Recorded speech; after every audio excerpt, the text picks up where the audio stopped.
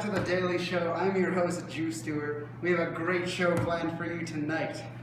So, tonight we have a special guest, weighing in at an unknown weight and standing tall at an unknown height, the radical reformer, James Cannon Jr. Thanks for the introduction, Mr. Stewart. I'm here to discuss the problem facing our nation tonight, drug use. We've got a real issue with drugs in this country. Reminds me of alcohol in the early 20th century. Yes, I understand you did a lot of work to fight alcohol abuse back then, is that correct? I certainly did. I, along with many members of the temperance movement, did a lot of campaigning back in the early 20th century. We realized that the only way to fix the issue of alcohol abuse was to remove alcohol entirely, prohibit it even in America. For a time, we were able to do a lot of good for this nation. What would compel you to do that, sir? Alcohol abuse was a real threat to Americans everywhere back then. People don't realize this, but back in 1830, Americans consumed 1.7 bottles of hard liquor a week, which is 3 times the amount they consumed in 2010.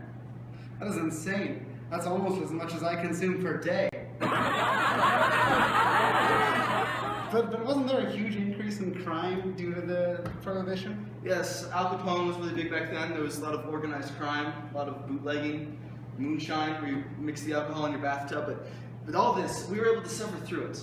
And ultimately, we were better for it for a time. But America repealed the 18th Amendment and ended Prohibition in 1933. Well, of course. That's why our country is a festering cesspool today. Don't talk about my country like that. But how do you think this applies to... Well, thank you, Mr. Stewart. But I'd like to talk about my exciting ideas for up in America.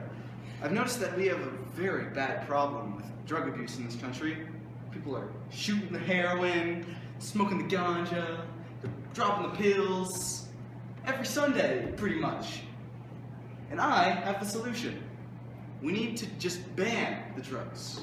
Maybe even prohibit them. Won't there be an increase in crime like there was during Prohibition? I mean, we can't go through another Al Capone situation. You barely came out alive.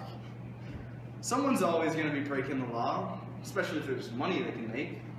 We just have to handle it like we do any other crime. And if there's an increase in it, we can sort it out. We're America. That's the kind of idea we need to improve this country. You see, the real problem is that people have access to these drugs at all. They end up overdosing, going to the hospital because they're overdosing, and then costing the taxpayers money. Their hard-earned money. If we just got rid of the drugs, there'd be no way for them to overdose.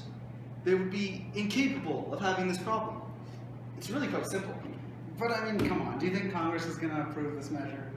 How could they not? As soon as we ban every last drug, we'll never have this sort of issue ever again. This is the only surefire solution. This is what our country needs. Remember my slogan, drugs are whack, so watch your back. Well, thanks for your input, James. I might keep that in mind. Remember, kids, put down those Doritos Locos Tacos. Thanks for having me, Stu.